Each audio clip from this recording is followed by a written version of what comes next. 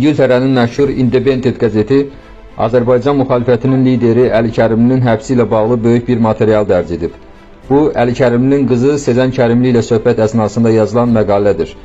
Materialı olduğu kimi təqdim edirik. Azərbaycanın demokratiya tərəfdarı müxalifət partiyasının 61 yaşlı veteran lideri uzun illərdir ki, hakimiyyəti siyasi motivli həbslərdə, əməkdaşlarına işgəncə verməkdə və partiyanın qərargahını partlatmaqda ittiham edir. Lakin o bildirir ki, son həbsi əvvəlkilərdən fərqlənir.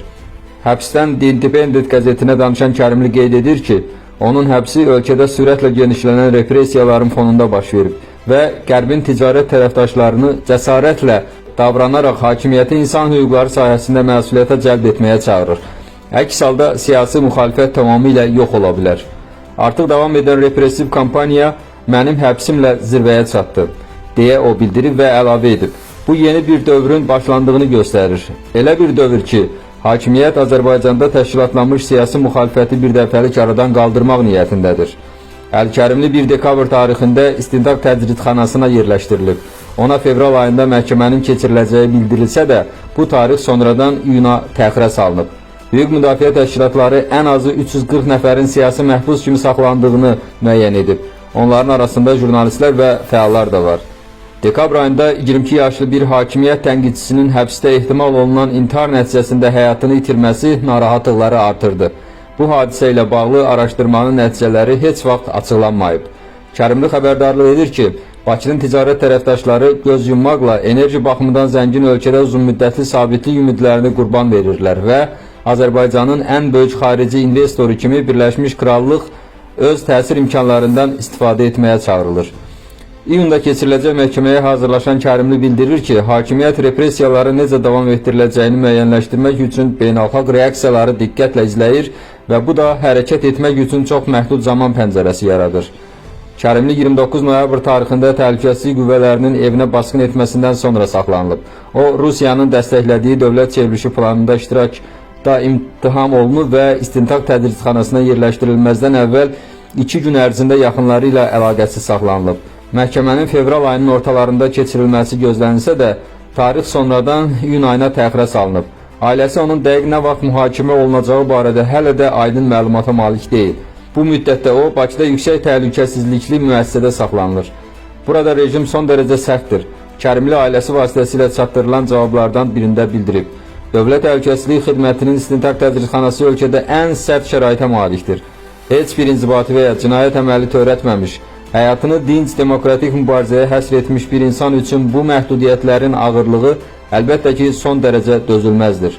3 uşaq atası ona qarşı irəli sürülən ittihamların əsassız olduğunu, onların mənim sənədləşdirilmiş və dərc olunmuş mövqeyimin tam əksinə çevrilmiş forması olduğunu bildirir. O daim Qərblə daha dərin əməkdaşlığın və Rusiyaya təzyiqə qarşı müqavimətin tərəfdarı olub. Onun fikrincə, beynəlxalq ictimaiyyətin Ukraynadakı müharibə kimi digər məsələlərlə həddindən artıq məşğul olması hakimiyyətə belə addım atmağa imkan verib.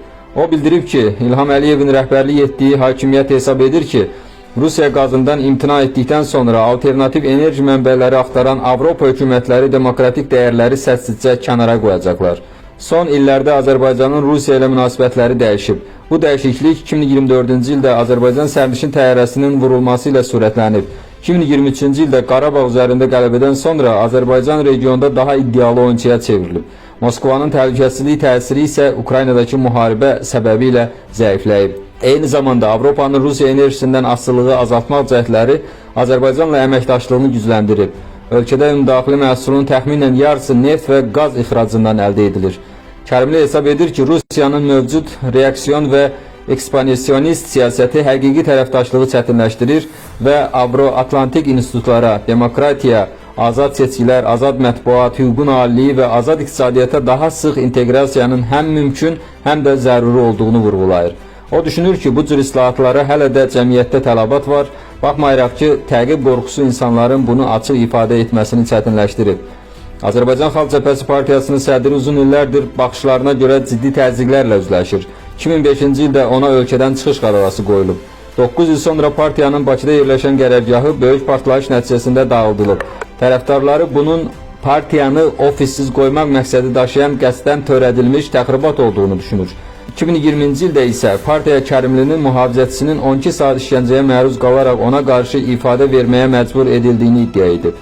Amnesty International ölkədə fikir ayrılığına qarşı güclənən repressiyaları qeyd edir. Müxalifət nümayəndələrinin və medianın getdikcə daha çox təzyiq, əsassız həbslər və siyasi motivli ittihamlarla üzləşdiyini bildirir.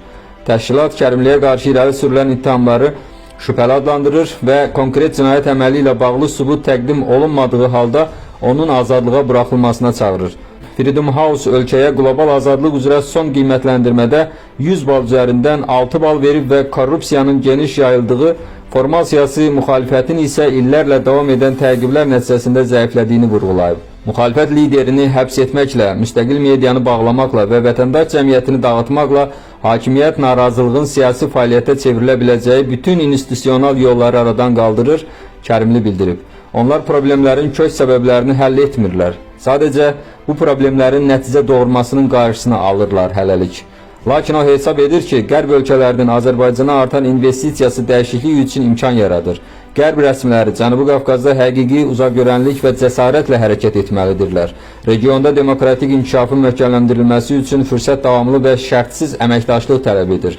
Rahatlıq naminə aparılan ehtiyatlı diplomatiya yox. Londondan danışan Kərimlinin qızı Sezen xanım bildirib ki, ailənin hərəkət etmək üçün çox dar zaman pəncərəsi var. Əliyev beynəlxalq reaksiyaları çox diqqətlə izləyir və şou məhkəmə başladıqdan sonra onun geri addım atacağını təsəvvür etmək mənim üçün çətindir.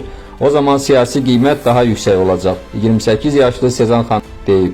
Hazırda onun ittihamları sakit şəkildə geri götürərək müəyyən mənada özünü qorumaq imkanı var.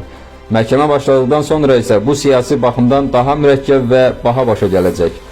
Böyük Britaniyanın Bakıdakı səfirliyinin rəsmiləri 4 dekabr tarixində Azərbaycan hökumətinin yüksək vəzifəli nümayəndələri ilə görüşdə Kərimlinin saxlanması məsələsini qaldıraraq hüquqi prosedurları rəayət olunmasına və zəruri hallarda tibbi yardıma çıxışın təmin edilməsinə çağırıblar.